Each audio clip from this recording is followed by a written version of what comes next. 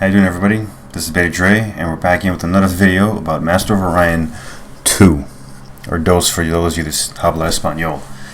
So basically today we're going to go over some character traits in the customization build, and I'm going to go over how many points these things cost and what they do and what it really means in this game. Because once you're able to customize, it is just so fun to go over all these builds and cheat the system. By the way, that'll be a separate video of how you can optimize this, lowering that. But today we're just going to go over the basic characteristics, what it means, its benefits, its consequences, and things that you should weigh out while you're doing this. So without further ado, let's get right into it.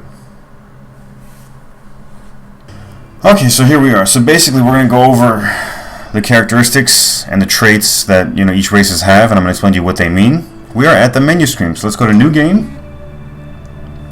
Let's skip over all this right now. I'll go into another video about this later on. Accept, and we're going to pick Custom and the Humans. So we're going to hit Clear, so now we can see everything right here. So as you can see, you start off with 10 points. This might seem like a little bit, but it's actually quite a lot considering on how you decide to use it, because this is a large game. So first I'm going to go over governments, then we're going to go over special abilities, then we're going to go over the population, farming, and all that other nonsense. Because I feel at that point you already have an understanding of some of that, and we don't have to go over in too much detail. Now, when you start off, you can right-click on any one of these abilities, and it will give you a quick overview of the entire field, letting you know what happens when you click on what, and what plus 20, plus 50 means for ship attack, what -1 production means exactly. So we're going to start off right here. Governments. Feudal. So, if you look at the bullet points right here, feudal, it says ship costs are reduced by 1/3. Planet suffers a -20% morale penalty unless they have a marine or armor barracks. Those are buildings. Feudal governments have all research generated scientists reduced by 50%. Feudal governments assimilate captured population at the rate of 1 population every 8 turns. Feudal populations instantly assimilate when conquered by another race. There are always local barons looking out for themselves. So what this means is by picking feudal, you gain 4 more characteristic points because it has a -4. So ship costs are reduced by 1/3. Anytime you're buying ships, when you're building them, as the turns go on, the ship costs less and less and less and less. Now, your ship already starts at 1/3 less of the cost, which means if you're producing enough good trade goods, your ships will cost less, you can buy them a lot faster, you can build up a fleet. Here's the bad part right here. Planet suffers a 20% morale penalty. Now, there are morale penalties on every colony, mixed races, the taxation, food, starvation, yada yada, all those things factor into the morale. And already you start off with -20%, which is, I guess, 2 sad faces. So by having a marine barracks or armor barracks, which are buildings you can research and build, you negate that because the military is there to suppress the population because they're feudal. They could revolt at any time. Governments control causes scientists to be making 50% less research points, which means you're going to get your technology half as fast. And that's kind of a bad thing because what you really need to do is get your research up. And you can buy a lot of ships with the 1/3 cost, but what type of tech will they have? Are you going to be a good trader? Are you going to research better? Are you going to make trade treaties? These are things you have to consider. Feudal governments assimilate captured population at the rate of 1 population every 8 turns. What that means is, whether you want to or not, if you don't choose to exterminate them, you're going to assimilate the enemy's population into yours, making them hard workers. 1 person, which represents 1,000k, every 8 turns. Other governments do it faster or not at all. And if you have a feudal population, once you've been colonized or assimilated by the enemy, they immediately go over to them. They have no loyalty to you. Now that's feudal. Dictatorship. Dictatorship costs 0 points. Defensive agents receive a plus 10% bonus due to increased internal security. What that means is because you have a dictatorship, people respect you a little bit more. Your spies gain a 10% bonus, if you have spies, that is. And what happens is you're able to protect the planet a little bit better through espionage, sabotage. They don't gather information on you, what tech you have, as good. So that's good. Planet suffers a -20% morale penalty unless they have marine barracks or armor barracks, just like feudal. Build those 2 buildings and you won't get those morale modifiers on you. Dictatorships assimilate captured population at a rate of 1 of every turn. We already went over this. Democracy. 7 whopping points for democracy. That's pretty harsh. Now, defensive agents are penalized -10 due to the emphasis on personal freedoms. Democracies assimilate captured populations at a rate of 1 every 4. We've all gone over this. So if you capture a population, you pretty much assimilate them one every 4 instead of 8, like dictatorship and so forth. Due to free exchange of ideas, all research generated by scientists is increased by 50%. So you get plus 50% research per scientist. This helps you get tech faster, go through the fields better, allows you to exchange tech with other people more because you have more technology, you're getting to it faster, allows you to gain other things without researching them, etc. The government's concern with promoting trade increases all tax revenue by 50%. So even though your ships don't cost a third less, you're gaining 50% more money. You might be able to build ships faster by buying them so much faster due to your trade revenues, and they'll have better tech because you're 50%. That's why it costs a whopping 7 points. 7 points. Democracies are prohibited from annihilating captured populations. So if you capture a population, you can't annihilate them and start colonizing with your own people. You have to assimilate them one by one. Building alien control centers allows you to do it much, much faster. Unification. 6 points. Your defensive spy agent roles get plus 15 bonus due to the lack of traitors because you're all unified under one goal. All morale effects of any building modifiers are ignored. So basically, if you have marine barracks, armor barracks, doesn't matter. Holo simulator doesn't help. You can pretty much increase the tax all you want and they're not going to be affected. It's kind of nice, it's kind of bad. We'll go into that in another video. Right now we're going over traits. Unification governments assimilate captured populations at a rate of 1 for every 20. That is the slowest. Dictatorship and feudal assimilates at the rate of 1 per every 8 turns. So this is kind of slow. But, you know, you are unified. It's a lot better. At unified populations get plus 50% bonus to all industrial production. Means you can build stuff literally 50% faster. You can get your ships faster. And on top of that, increased productivity results in 50% bonus to all food. If you have 50% more food, there's less starvation. You can put less people up on your food production and make them more research and produce. Granted, you have these abilities, you can go through it much, much faster.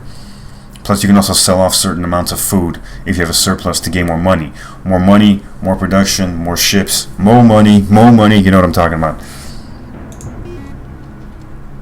Okay, that is it for governments. We are now going to go into special abilities. Now we have special abilities. So we start off with low gravity world. So basically, if you're from a low gravity world, you get -5 on there, which means you're going to start off with 15 points now. Now, what it means from low gravity and high gravity, if your home planet is low gravity, that means, you know, the air is thin and all that stuff. And when you go into a normal planet or a high gravity planet, you kind of get affected by it negatively. You produce less, you make less farming, you make less research, and when you're in ground combat, you get a -10 penalty points on ground combat, and that can hurt. Oppositely, if you're from a high gravity world, what happens is you go down to a normal world. It's like in Dragon Ball Z when they went from higher gravity to lower gravity. They were moving faster, they fight better, they get a plus 10% bonus, they produce more. They're overall better equipped to be surviving in that world, much better off. It's kind of like when you're training at high altitude and you come down regular with all those peons. You're just going to do better. That's how it is. Those are mutually exclusive. You can pick them just for fun, but I highly discourage against it. I'll show you that in my next video coming up. Aquatic. So people that are in aquatic worlds, let me put this up for you in case you want to read along. Aquatic races treat tundra and swamp worlds as Terran and ocean planets as Gaia environments. So whatever planet surface you're on, toxic or a swamp, basically they treat it as if it's a normal planet, whereas other races couldn't handle it. If it's a normal planet to begin with, it's treated as a Gaia, where everything flourishes, it's all beautiful, you get produce more, you get to research more, populations more, food is more. It doesn't negatively affect them, it actually bumps them up one level higher. Aquatic costs quite a bit, but it's fun to play around with right there. Subterranean. So if you're subterranean, you not only get a plus 10% combat bonus, because you're just better adept at fighting. What happens is, on any planet that you go, you're able to colonize twice the maximum population. So if it's 6, you get 12. If it's 3, you get 6. And, you know, more people means more production, more trade goods, more research. It's to your advantage. But, you know, subterranean does cost a whopping 6. That's as much as the unification government. So it's fun to play around with that. Large homeworld, rich homeworld, poor homeworld. Now, if you're from a large homeworld, only that homeworld in your planetary system has, let's say, 50% more population you get to start out with. So you get to, you know, research more, produce more. It's pretty much your go-to world for producing in the beginning until you span out and, you know, make special colonies for special designated things. Rich homeworld and poor homeworld, that will also affect your homeworld, your home planet, and your home system. Meaning, rich, your workers will produce 5 production instead of 3. Poor, meaning they'll produce I believe 2 production instead of 3. And so that's how it goes. Excuse me, rich is from 3 to 4 points, poor is from 3 to 2 points. Rich usually is what you want to go for. Don't really go for poor. It's -1 point. It hurts you too much. Artifacts world. So basically from an artifacts world, the people on that world, when you research, you get more research. I believe it's +2 more points per scientist that you research. So it's pretty nice. For 3 points, you might want to play around that and see what's going on. I'm going to right click right here, see if I missed anything. Yeah, they get +2 more research points on this planet per worker. So if you put like 10 workers, you get 20 more research points. You get your technology faster, basically. Cybernetic. So, cybernetics also have an enhanced ability to repair their ships due to the ease of which they interface with the mechanical devices, 10% ship's armor and structure. What this basically means is, if you're cybernetic, first of all, you have cybernetic parts, and you require half as much food. And instead of eating, you are able to produce 50% more work. So you take in less food, you need less farming, and you can put all that extra structures into work, into production, making ships. Now, while you have ships, and they get damaged in combat while you're still fighting, what happens is that 10% of the armor and 5% of the internal systems repair themselves each combat turn. Once combat is over, you give it 1 turn, all your ships are healed, so you can get into the next combat phase. It's very nice. Very, very nice. It's kind of like the Borg, they repair themselves. Lithover. I'm going to have to read this one a little bit, folks. So Lithovers, these are races which consume rocks instead of food. Lithovers do not require any food, so you don't need to make any food. You can put them all into production or scientists. Lithover and Cybernetic are mutually exclusive, meaning you don't really need them. They're kind of exclusive. It's on opposite ends of the spectrum. So whatever planet you're on, toxic, it doesn't matter. A waste dump, it doesn't matter. They don't need to eat. The population is there, and they simply produce, and they work, and that's it. The silicoids are like that. Repulsive. Now we're getting into characteristic traits. So, repulsive and charismatic are kind of on the opposite ends. If you're repulsive, you really can't make deals. All you can do is make a peace treaty if you're at war, declare war, surrender, and say goodbye. That's it. You can't exchange technologies. You really can't do much of anything because you're repulsive. They don't want to deal with you. Plus, you're more likely that they'll declare war on you just because they want to get rid of you. On the other hand, charismatic, you get extra points towards negotiating. You get extra points. You get to get away with certain things. You can make peace treaties faster. If you've declared war, helps you get peace treaties, trade treaties, and alliances much faster. I believe you have a 50% bonus to the chance of the opponent accepting whatever offer that you might make. You get a 50% bonus, so that's really nice. Uncreative and creative. Now these are, again, on the opposite ends of the spectrum. If you're uncreative, I'll go into the research fields later, but basically within that field you have a harder time trying to even see technologies to research. Whereas if you were normal, didn't have these traits, all the technologies would be there, and you would just get to choose one of each field. On the other side, creative. If you're creative, once you pick a field, you research all those at once with the same amount of research points. So you kind of get 2 or 3 technologies for the same amount of research. It's a pretty good deal. So here's uncreative, only 1 application, select randomly in any field. You know, you really don't get to choose. That kind of sucks. It limits you. Technology is a big factor in this game, and you'll see why later on as I make more videos in the playthrough. Whereas creative, what does this say? As a result, these races will gain every application in the field, yada yada. They're both mutually exclusive. It's pretty good. Tolerant. If you're tolerant, these races typically regenerate or have metabolism quite unlike that of standard humanoids. Races that are environmentally tolerant treat all planet environments as Terran for purposes of maximum population. Basically, they have their own radiation shields. It doesn't affect them. The weather on the planet, the system doesn't affect them. They're just there working. Multiracial colonies. And if you assimilate others into your culture, they don't gain the tolerant gene. They simply are what they are, and you are what they are. You are what you are, and they are what they are. They don't gain this benefit. It's not like, ship defense or none of that. They don't get trained in those. This is something you have genetically. If there are 3 tolerant and 7, that's what, for 10 points, that's quite a bit. Basically, you just play the game. The planetary system does not affect you at all. Fantastic traders. Well, it is what it is. You add 25% bonus to all the profit from trading. In addition, you receive 100% bonus to the amount of money they receive for building trade goods. So when you dedicate your workers for trade goods under factory production, what happens is, on the labor production, you dedicate all your guys to trade goods, you gain 100% more. So you can get your ships faster. Other races want to gain trade treaties with you because you're making so much. They want to gain power. Money equals power in this game. It's pretty nice. Telepathic. Now this one's interesting. So telepathic races capable of reading the minds of other beings. As a result, telepathic races gain a plus 25% bonus when conditioned negotiations.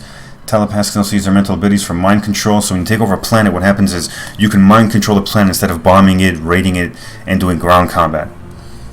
There's a nice combo with that I'll show you guys later in the other video that's coming up. Telepathic fleets with at least one cruiser or large ship can mind control a planet instead of bombarding it or invading it. You gain ownership of a colony instantly. And telepath spies gain a plus 10% bonus, obviously because they can predict moves, they can get out of situations, so they get a plus 10% bonus to both spying and defensive spying. So what else was it right here? Yeah, basically that's it for telepath. Lucky. Now, there are certain events in the game that you need luck for. Antarans attacking you, pirates attacking your ships, space monsters eating your ships, going to your planets. If you're lucky, they tend to avoid you and you get the better news. Other other races tend to get the bad stuff, and that's really nice because it affects them. It is a game changer sometimes. When the Antarans attack, it's pretty ugly sometimes. Omniscient races are visionaries capable of spanning the galaxy with their minds. This allows you to know all star systems without, and their data without having to explore. You don't have to send your ships, yada yada. It's great. Throughout the galaxy, start of the game. In addition, the enemy fleets are automatically detected. So basically, if somebody's going to attack you, you can already see them coming 7 parsecs away.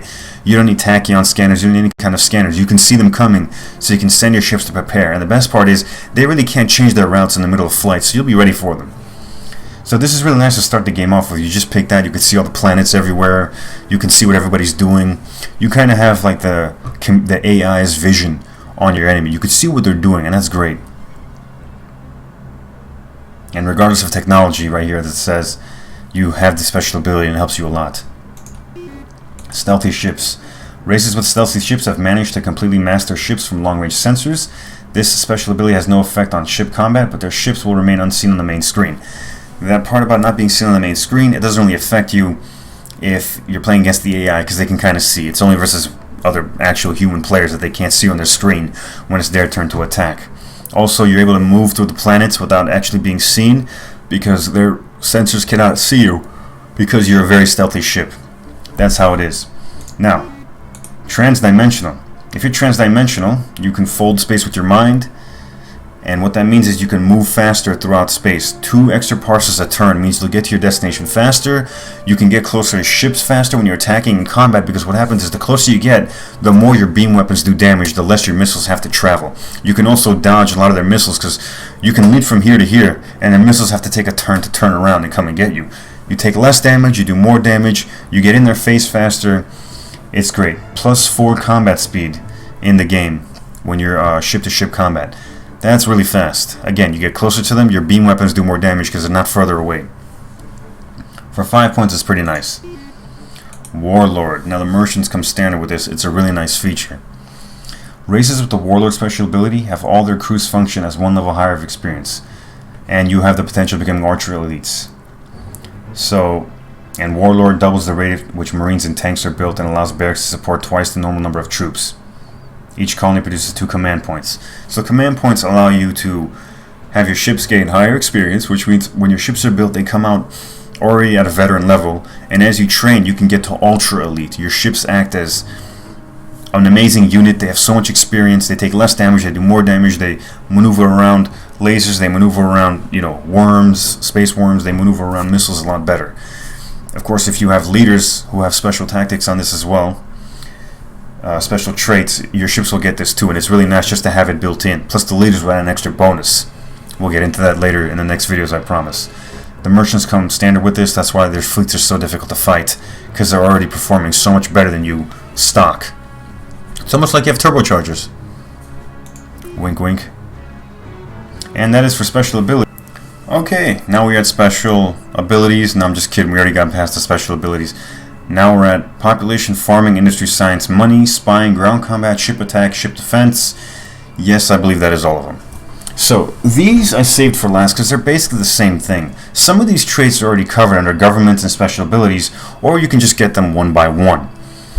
So, population, farming, industry, science, you all see -1, +1, or +2. In this case, -50% growth, +50% growth. So for population, -50% growth, every colony grows about 100k per person. You need 1,000K in order to gain one person to move around, distribute resources onto. If you're at negative 50% growth, you gain 50K, and it takes 20 turns to get one person to move around and do as you need with. Plus 50%, you get 150, and so forth. If you get cloning center, if you research that, you gain another 100, so that becomes 200 stock, and then plus 50% will get you up to 250 because it's off of the base. The building modifiers don't affect it. Same thing with 100% and negative 50%. There's buildings and stuff you can build to get around it, plus some government things allow you to get around population growth. Farming. If you're lithover, if you're omniscient, you don't need food, farming isn't going to affect you. You get to make more food. The more food you have, the more you get to sell it as trade, and you get to have more money. More money means more ships, more influence. You can give tribute to other races, therefore making them your alliance partners. Therefore, they won't want to attack you because you're giving them tribute and they want that money coming in. Industry. -1 production, so each worker starts off at 3. If you go to -1 production, you gain 3 more points, but your workers end up down to 2. So you're not going to be producing much, you're not going to be producing very efficiently. That kind of sucks, because, production is everything in this game, and so is research. You kind of have to balance it out and see what's going on. Same thing with science. Instead of making 3 research points, they'll make 2 if it's -1. If you research +1, they get 4, +2 makes it 5. If you combine that with democracy, because what happens is you're already making plus 50% research points, you're going to be researching like crazy. You're going to make all the technology. You might have to have ship veterans. You might not build ships fast enough, but as they come out, they're going to have the highest tech. That's if you build them, because you're not going to be, under much production. So those 4 are just about the same. The same thing with money. A BC is a billion credit. So if you're making less money, you can't hire ship commanders, planetary leaders. You really can't do much of anything, because without money you can't buy the ships. You can't, once your fleet is built, it takes money to support them too, and command points, which I'll get into later. Without the money, you can't support them. You're gonna have to sell them off so you can at a certain income level. So you're gonna have to be careful with this. It doesn't affect your trade goods. It just affects your trading with your taxes and all that in the beginning of the game. Ship defense and ship attack. As you can see here, ship defense, they put a high value on, plus 50, it's 7. So if you click right here, right there. So if you're at -20, you get a -2 to combat. If you're plus 25, you get 3 plus 3 to combat. No, excuse me, that's right there, 25. So you get -20 defense points, or you get plus 25 defense points, or you get plus 50 defense points. This helps you maneuver around missiles. This helps you maneuver around lasers, fighters, and other things like that. If you're going to go for one of these, just get the plus 25 and waste the 3 points. Don't go for 7. I mean, unless you're going to completely base your army off of just fighting with ships, this isn't going to work for you. You have to research. You need other things. You need a multitude of things. You can't just say, I'm going to have good ship defense and that's it. You're going to come up pretty short. Same thing with ship attack. You'll do more damage with the weapons you have. You won't need special computers, because the bottom line is your genetics already allowing your crew to already fight harder, fight better, more accurate, make better decisions. Their reaction times are higher. So therefore, that's what those two do. Your reaction times are better, your defense is better, your attack is better. How much better depends on how much points you want to spend. It really is nice when you have plus 20 and plus 50 points, because that's what the research gives you. When you research better computers on your ship, it gives you this many points. This way you can just skip right to it and get the bonus. Ground combat, -10 plus 10 plus 20. So if you do it that way, once you invade the other person's territory, you're going to have a negative modifier, a positive modifier. You get to win the battle faster. These generally are exclusive. You pretty much want to go -10, because technology allows you to, gain higher combat points anyway. And this way you can spend 2 more points on something else. 2 more points here, 2 more points there. It's an all-around better thing. Spying. We've talked about spying roles that, telepathy allows you to gain, or, dictatorships or unification governments modify you with. Generally, spying isn't that big of a thing. As long as you build some spies, you have some technology, your spying is good. But if you want to play a totally espionage and sabotaging based game, just go ahead and jack it up to plus 20 using 6 points. Build a bunch of spies, espionage and sabotage the crap out of your enemy. It's going to work out really good, I promise you. It's really fun. Plus, you get to blame it on other races. It's really nice. So that's it right there. We've gone over special abilities, governments, and most of these modifiers right here. And if anybody has any comments, please comment back. I'll be happy to answer any questions you have over special traits. If I went too fast, I'll slow down and let you guys know in the comments section. I generally have a lot of time in between work, my breaks, and my lunches. So in between video editing, kind of like this one I'm going to be editing real soon, I'll be happy to answer any questions or go over anything I missed. Critiques and criticisms are welcome. If you like what you saw on my page, this is BetaDre.TV. Go ahead and subscribe. This will give me more energy, more motivation to build more videos about Master of Orion. Don't forget to check out my M4 that's coming up real soon. I should be picking it up in about a week or two that I did European delivery on. I will have my Patreon page set up so that I can get money to hopefully quit my full-time work and do gaming full-time and make more channels. Yeah, that's it. Subscribe, comment below, like, and I will see you guys next time.